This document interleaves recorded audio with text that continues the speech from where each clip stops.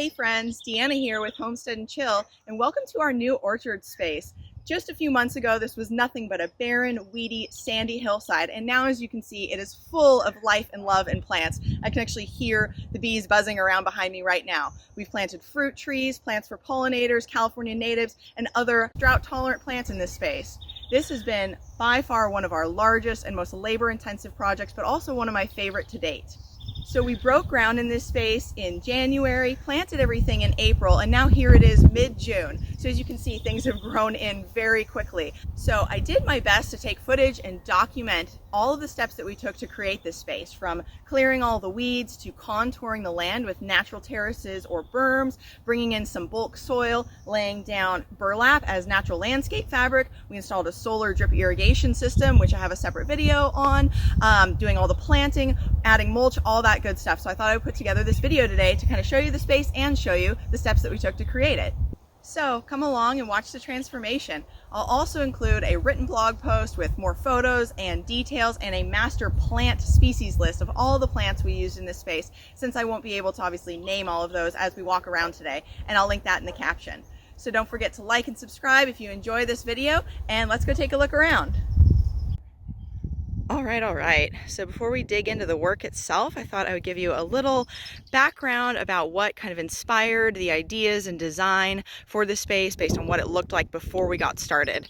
So before, again, it was just nothing but a weedy hillside, all invasive weeds. There was a couple little native sagebrushes that we relocated up the hill, which we call Sandy Hill. So the hill continues up to that top corner, but just has very, very native sandy soil here.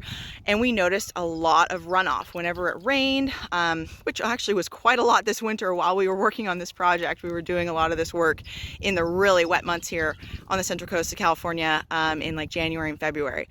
But rain just would come, streaming down this hill, and we could see like little lines in the sand just completely running off. And so I knew that as we had decided to create an orchard in this space on this nice south-facing slope, that I wanted to create some kind of terraces to kind of offset that runoff, to stop the water flow, and to create a more functional workspace for us to, walk around and enjoy. So knowing that we wanted to terrace this space, I had originally thought about building little like rock wall terraces, like a foot or two tall in all three of these tiers. We had built some small rock wall terraces at our last homestead and garden, and even for a pretty small project in that space, it was pretty labor intensive and also costly. So we scrapped that idea and decided rather than doing that we would just work with the land and create natural terraces and berms, kind of permaculture style. So again, I'll show you the video of how we actually did that, but we ended up just kind of like cutting in and pulling back the soil to create these more level areas, and then mounding up or creating these berms that will help again with all the soil runoff or the water runoff, and also make a really nice space for all these plants to grow. And so that gets to the plants themselves. So we knew we wanted to plant a bunch of fruit trees in this space. We have apricots and peaches and nectarines, apples, persimmon, pears, all kinds of good stuff. I'll go through the individual varieties here in a minute. But the idea with these berms here, or the terraces, is twofold. It's kind of hard to see because the poppies are absolutely taking over the world right now. But there are a bunch of little native and drought tolerant, kind of low growing, sprawling plants planted on the front face of each terrace, as well as on the upper side. Then we have like a little row of drip irrigation there to kind of water that. But the goal is that with time, all of the plants will grow in and stabilize, help the roots stabilize that soil, because again, it is so sandy. I was a little bit nervous about the berms that we created sloughing with time, especially when they're hit with a lot of water. So between the bark mulch and then the plants growing in, I really hope that that's going to stabilize the slope for us long term. What are you doing in there, Bumblebee? Oh, a couple of you. I love that penstemon. All right, so let's briefly talk about plant selection here. So in addition to all the fruit trees and things you see up there, we made these little kind of pollinator border area down in this lower flat portion of the space, and have a few annuals tucked in here, but mostly perennials, a couple big blueberries, and then we planted kiwis on this arch trellis, which is kind of an experiment for us. It'll be new, but I think that'll be really fun because not only are kiwis delicious, but I love this look of the arch trellis so much that I don't mind having a deciduous vine there, so that when it dies back in the winter, we can just really let that statement piece shine in this space. And so almost all of the plants here are drought tolerant and or California natives, and great choices for pollinators. So we want to support pollinator populations as much as possible, but also they're going to help us in return by pollinating our fruit trees. So that was one of the things that actually took the longest in this project, was just narrowing down our fruit tree selection, since you want to make sure that you have compatible pollinator partners, like our Anna apple and our Dorset apple pollinate one another, and our red barren peach and our Pinnament nectarine help pollinate one another, as well as choosing varieties that are well suited for your zone as far as chill hour requirements. But yeah, we narrowed down all of our fruit tree selections and then planted out all these beautiful plants. So we have everything from yarrow and scabiosa, California poppies. There are some rock roses and lavenders, catmint on the corner over there, native sea daisies, California buckwheat, trailing rosemary, just so many awesome blooming beautiful plants tucked in here. And then wandering up the hill, your sight line goes right to this big, beautiful, majestic oak tree, which we created a little seating area up there, and that's kind of what that arch trellis frames out for us. So that was kind of the natural pathway to come up this space.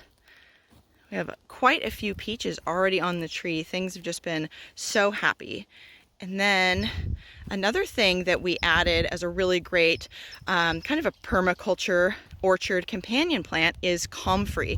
So if you see these big bushy patches of green in between almost all of there's a huge one over there, but in between all of the fruit trees, that's Comfree. We planted 3 plants or rhizome chunks in kind of groups. And so if you're not familiar with Comfree, and quick side note too, is just regular Comfree does reseed and can be considered invasive in some environments. We get Russian Bocking 14 Comfree, which has sterile seeds, so it won't reseed itself. So that's why I said we planted rhizomes, is you can only get it in rhizomes. The seeds will be sterile. And it is a fantastic dynamic accumulator. So it has these really long tap roots that draw up nutrients from the soil and draw that down into the surrounding soil, enriching it. And then we'll also do what's called chop and drop mulching with it. So we're going to be once, probably soon actually, they're quite large, is chop down all that green material and then use it as green mulch around the base of the trees. And it contains a ton of nutrients as well. So as that breaks down, it's going to feed the soil around these fruit trees, all those wonderful nutrients, and then regrow. And the little flowers are definitely attracting the bumblebees and pollinators as well. So it is a dual purpose, wonderful companion plant for orchard spaces. And along the far fence line over there, we also planted loquats and pineapple guava. They kind of are a little bit more tropical than the rest of the vibe of this orchard, but we chose them for a couple of reasons. One, that they're evergreen. 2, that they do both produce really edible, delicious fruit, but also that they're pretty pest-free and low maintenance. And the idea there is we want to create like a big living evergreen green screen to block, there's a road up there, but also a lot of wind and cold air comes through here. We planted a couple avocados that are sort of struggling because they just get totally wind whipped by colder weather than we were really anticipating over in this fairly exposed space. So with time, as those grow in and create that living green screen, they're just going to add a little bit more protection for this space as well. And speaking of wind, I apologize if it's a little windy on camera today. It is springtime in the Central Coast, so that's the weather we're dealt with here. And then we also put in this steel edging all around the outside of this border to keep in our mulch, as well as kind of try to keep some of the weeds out, even though I'm sure some of them will end up, migrating a little bit and we'll have to hand weed in that area. But it just makes a nice kind of clean break from the rest of this area, which is pretty much what that whole area looked like before we got started. So you might also be wondering about the rock, since I decided to not do a, actual rock wall terrace. I still wanted some kind of like visual pop, so they are a little bit more ornamental in nature, that we wanted to bring in something to kind of top the edges of the terraces or berms, just for definition, but also it actually is giving us a nice visual to not like walk down and step down that area, because especially while we're still waiting for these plants to grow in and stabilize the hillside for us, we're trying to really minimize any kind of foot traffic on these little hills. And Aaron just reminded me as well that the lizards really enjoy the rocks, so that adds to our wildlife habitat here. Pretty much as soon as we put down rocks, our western fence lizards were all over this space, just hanging out in between, and they'll provide natural pest control for our orchard as well. So then the steel border continues up along this backside with the same idea, it's already creeping over here, but keeping this invasive ice plant out, which we already had weeded way back, and now it's already creeping in. But this edging is several inches deep, so it'll kind of help prevent stuff from creeping in from below. In addition to blocking the weeds, this barrier, especially up on this uphill side, is also providing further water runoff reduction. So rather than water just being able to stream, which it did before, just straight down this hill after it comes out under that tree, it's going to be stopped right here and forced to infiltrate and actually do some recharge and some passive watering for this whole upper tier. And then same thing as the water comes down, and there is a little bit of a slight berm, it's hard to tell, but we had a little slight indent, and then, a slight swale here. So a depression is a swale, and then the mound here is the berm. Before it hits that berm, it's really forcing water infiltration along the upper side of these tiers, rather than just traveling down each one as it goes. And so another thing we did up on this uphill side is scatter a bunch of native wildflower seeds all up over here and a little bit over on this other side too, but they didn't sprout quite as much. A lot of them have started to die back, but we had a ton of poppies and clarkia and bluebells and tidy tips and all kinds of wonderful California natives growing up here. And we planted a ceanothus back there as well. But here you can see just really the nature of our sandy soil. It's just sand.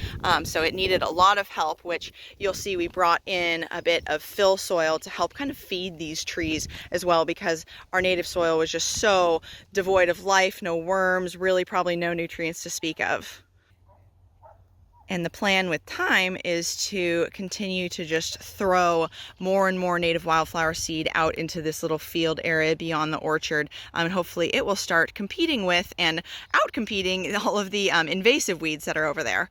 So we'll just quickly head up under this tree just to show you a little special moment up here. But then I will actually show you all of our work. So this is it's actually two big oak trees up here, but our little sit spot that we created up here. And while we were working on this space, our eldest cat, Dolly, passed away. She was almost 19, I think. She was 18. So we put a little statue here for her and buried her under the tree up here so she could have the best view on the homestead overlooking this whole new orchard space. And we also tucked a nice little birdhouse up here, and some Bewick's wrens started moving in like as soon as we hung it up, so I'm not going to open it and disturb them. I'm not sure if they're nesting in there right now or not, but yeah. So then this is the view from under the tree. Great shady spot to hang out and enjoy this fabulous new space.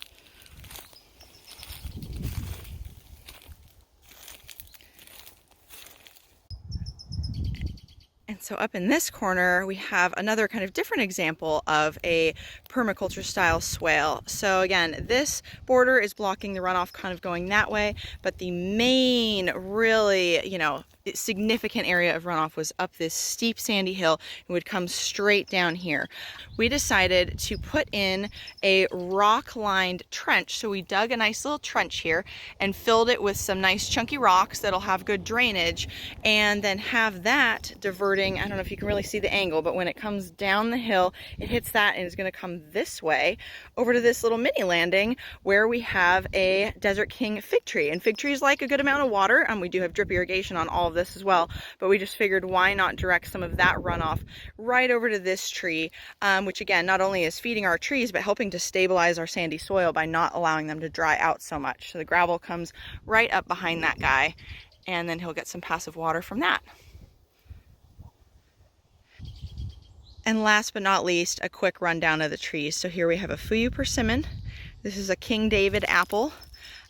Just below that is a Monterey pear. We have a Peppermint nectarine, a pink lady apple here. If you're wondering about these these things in the branches, I made these little branch spacers because the tree had very, very upright branches, so to kind of open up the canopy, which is better for airflow and harvesting, and it's better shape for the tree. I just made these little stakes to kind of like space and push the gently push the branches out. And then a Blenheim apricot over here, and our red barren peach, which has like the most beautiful double blossoms, just gorgeous, gorgeous blossoms. The Peppermint, and then the Golden Dorset and the Anna apple. And they're both earlier season apples, which will help offset our harvest from the more late King David and Pink Lady apples. And then this big bush over here is a wild elderberry that was already in this space that we tried to work around, but we're trying to keep it pruned back, because that's actually supposed to be a pathway right there, but it grows pretty vigorously. And then back to our kiwi, bird bath. All right, so here is a look at the current state of what we call Sandy Hill and the progress of creating the new orchard out here. Here comes Badger. Hi, Badgie. Hi, honey. So this was just all weeds that we removed just with hand and shovel. We could have tilled, but that just actually makes the weed issue worse. We wanted to actually get the roots and the seed heads and everything as much as possible. So we weeded this whole space up. We just decided to create some natural contouring and some mounds to kind of terrace it just with soil, and it's pretty minimal right now. Let me go up the center pathway here. Here we can kind of see the contours and the terraces a little better from this angle. So we're going to be bringing in a bunch of that fill soil and then filling it heavier on the front side of each of these tiers. When we created this, I have a little video I can clip in here, but we just basically use landscape rakes to really dig in and rake back the soil from the uphill side to the downhill side, and then cut in and raked back from the uphill side to the downhill side, just trying to kind of level it out as best we could. And then again, we'll fill more heavy on this front side so that it'll level it out even more. So we had a load of half bulk compost and half bulk quality soil delivered. We already had the UTV Kubota there and just rented the skid steer loader for the day to help load it up, which made it a breeze. Then we were able to drive it over to the site, and thankfully each tier was just wide enough to carefully back up onto it, and so we could just evenly dump loads here and there throughout the space. And the goal of bringing in the bulk soil and compost was twofold. Obviously, we wanted to add some more nutrient-rich soil so our plants will grow happy and strong, but really we wanted to add bulk as well to those natural terraces and mounds, really on that front side too, to help better even the space out and level the space out and reinforce that. So here we are spreading it out. We're using those same wide landscaping rakes we used to move the native soil around, and again, really focusing on bulking up that front side of each of the terraces.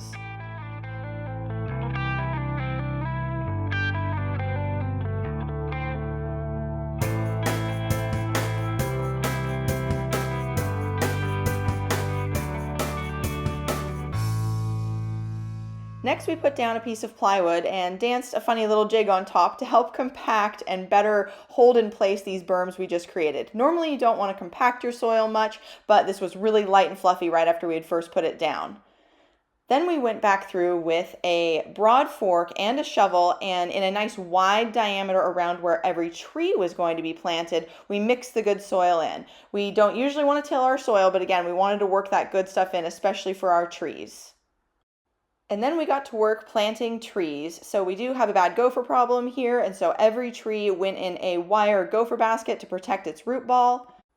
So we dig a hole that's just about as deep as the pot or root ball, but twice as wide, and get the gopher cage situated in there, making sure that it's still a good inch or two above the soil level itself. And with planting trees, it is good to use mostly native soil, but we do like to add a little quality compost and some better soil into the planting hole, as well as some worm castings, but no fertilizer at the time of planting. And when backfilling around a new tree, you want to make sure that the root ball and the root collar is at or even slightly higher or mounded above the surrounding soil level. If it's buried too deep or you actually don't want to ever really bury the trunk, it can lead to rot issues. So we're just getting this all smoothed out, and then we're going to repeat the same process for about a dozen more trees.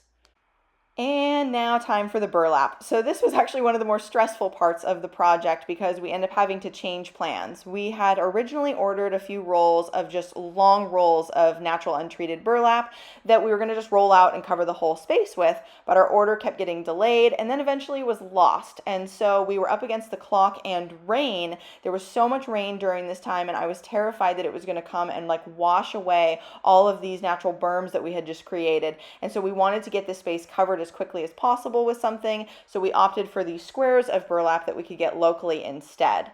And so essentially we're using it for natural alternative to weed block fabric. So it's going to help block weeds for a couple years. It will degrade with time, but also help hold in the face of those mounds while the plant roots grow in. Time to play with some plants. So here we're just laying out the general layout of where we were going to plant all these little plants, with a lot of the smaller, low growing trailing varieties on the front faces of the berms, and then a few taller shrubs on top of each terrace, kind of around the trees, and just trying to mix in different colors and textures. And so this was a bit of a process to figure out where everything was going to go. So here's everything all laid out. We were still waiting on a couple trees at this point. And as you can see, we did opt to use traditional commercial grade landscape fabric just for the main pathways because, again, we have such a bad gopher issue and they create the worst ankle twisting mounds and holes, and the landscape fabric does kind of help with that. And so just to keep those pathways more accessible and comfortable for walking long term, we did opt for that there, but everything else is covered in burlap. When it came time to plant all these plants along the front side of these berms or on a slope, I knew it was going to be a little tricky because the soil was so soft and loose still. I knew that the planting holes were going to want to cave in on me and slough. So I came up with this nifty hack that worked out so well. I just cut an old plastic pot in half and inserted it into the hill to use as like a brace or support to keep my hole open while I slid in the root ball and then was able to pack soil around it, slide that brace out, and then reuse it for the next plant all the way down the line.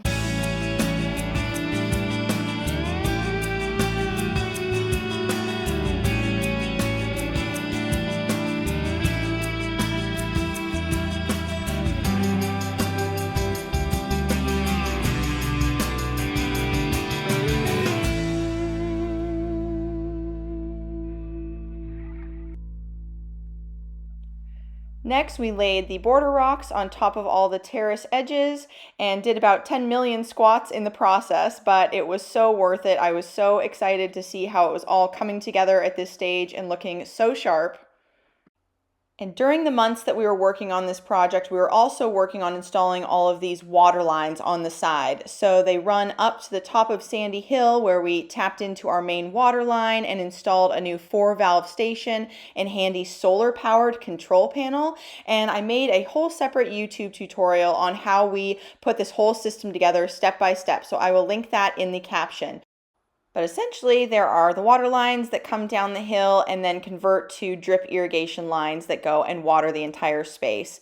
And one interesting thing we did, though, is usually drip emitters are a little closer to the base of the plants, but we wanted to keep the mounds fairly saturated while the plants grow in and also encourage their roots to grow back into those mounds. So we put the drip more on the top of the mounds instead.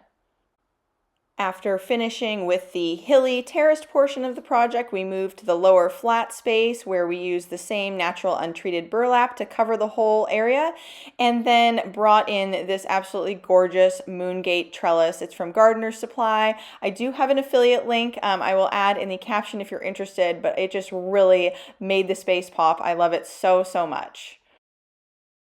And now the cherry on top for any landscaping project, mulch. We love mulch so much. It helps with water retention and suppressing weeds and just really, makes the space look clean and tidy. Here we chose to use what's called a walk-on bark, which is kind of a combination between a more shredded wood chip as well as a chunkier, like typical redwood type bark. And we chose that because it has better sticking power for adding it to these sloped surfaces or the front of the hills. I tried to pack it on there pretty good, but it may try to slough and slide a little on those slopes with time, but it really won't matter as much once the plants grow in to cover those hillsides. And we tried to spread it about 3 inches thick across the whole space and do plan to bring in more to refresh as needed. I'm guessing once every 3 to 5 years. We will see. And here we are in the home stretch. I honestly remember being so over this project by this point. I was so sore and tired, but we were almost done. So we added the last few rock borders and planted the final few plants, as well as installed the last drip irrigation lines and loops that irrigate this lower portion. So here's the space in early April after we laid the last bit of mulch and deemed it complete. And I just can't believe how fast it grew in. Here is a look at what it looked like by the end of June.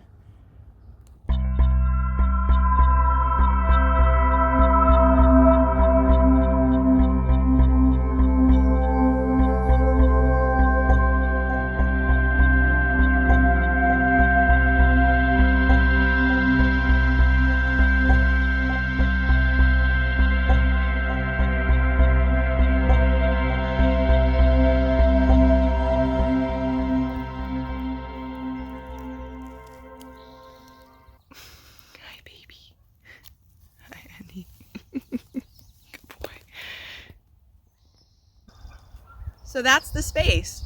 I really hope you enjoyed hanging out and cruising around today. Hopefully that gave you a few fun ideas for your own space, and let us know if you have any questions, or just feel free to say hi in the comments below. And definitely check us out on homesteadandchill.com for even more gardening tips and information. But otherwise, we really appreciate you tuning in today, and we'll see you next time.